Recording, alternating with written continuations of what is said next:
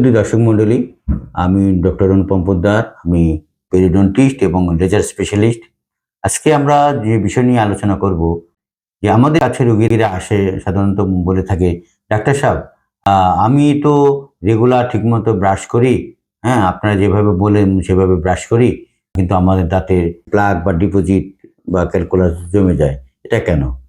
আমরা তাদের বলব যে আমরা আসলে আপনাদের যেভাবে বলি সেভাবে যদি আপনি নিয়মিত করেন, তাহলে অবশ্যই অবশ্যই দাঁতের ডেন্টাল প্লাক এবং ক্যালকুলাস জমবে না, এবং এতে দাঁত ও মাড়ি ভালো থাকবে।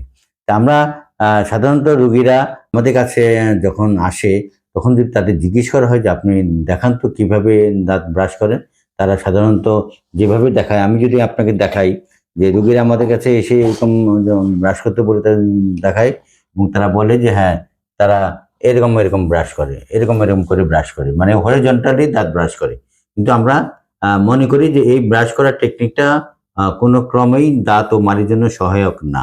আমাদের মানে এটা নিয়ে হচ্ছে যে হরিজন্টাল পদ্ধতির দাঁত ব্রাশ করলে একাধারে আমাদের মাড়িতে প্রেশার লাগে, মাড়িটা সরতে থাকে, অন্যদিকে আমাদের এই দাঁতের এনামেলটা ক্ষয় হতে থাকে, এবং প্রেশারটা আমাদের অবশ্যই অবশ্যই মানে কন্ট্রোলের মধ্যে থাকতে হবে। এক্সেসিভ প্রেশার দেওয়া যাবে না, এক্সেসিভ প্রেশার দিলে মাড়ি ও দাঁতের ক্ষতি হয়।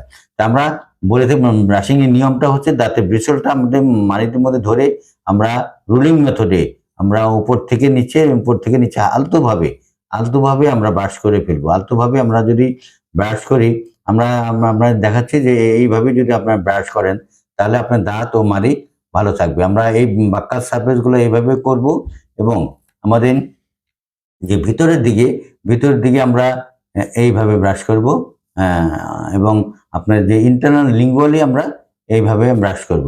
আমাদের সবসময় মনে রাখতে হবে ব্রিসলটা মাড়ির মধ্যে থাকবে, মাড়ির থেকে উপর দিকে আমাদের ব্রাশ করতে হবে। কোনো ক্রমেই মাড়ির মধ্যে যেন এক্সেসিভ প্রেশার না লাগে। উপরের দিকে যদি আমরা চিন্তা করি, উপরের দিকেও আমরা এইভাবে ব্রাশ করব। আমরা যখন ব্রাশ করব, উপরের দিকে এইভাবে ব্রাশ করব, এবং আমরা মানে মাড়ির দিক থেকে উল্টো দিকে আমাদের ব্রাশিংটা করতে হবে। ঠিক এরকম মাড়ির দিক থেকে উল্টো দিকে আমাদের ব্রাশ করতে হবে, এবং আমরা যখন মানে দাঁতের উপরিভাগে ব্রাশ করব, তখন আমরা হরিজন্টাল মেথডে এইভাবে করতে পারি। তো এই হরিজন্টাল মেথডে আমরা এইভাবে ব্রাশ করব, এইভাবে আমরা হরিজন্টাল মেথডে আমরা ব্রাশ করব।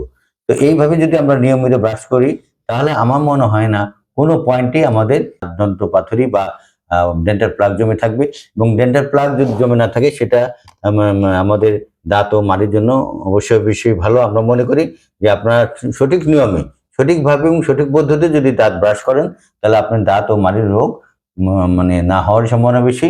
Prevention is better than cure. আমাদের সবসময় সেটাকে চিন্তা করতে হবে। ধন্যবাদ।